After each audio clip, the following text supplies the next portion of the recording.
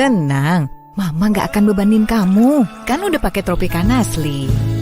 Di tempat berbeda, saudara, sejumlah diaspora Indonesia di London, Inggris menggelar aksi protes mengecam sikap polisi yang dinilai apatis terhadap peserta unjuk rasa di Indonesia. Diaspora menuntut pemerintah bersikap.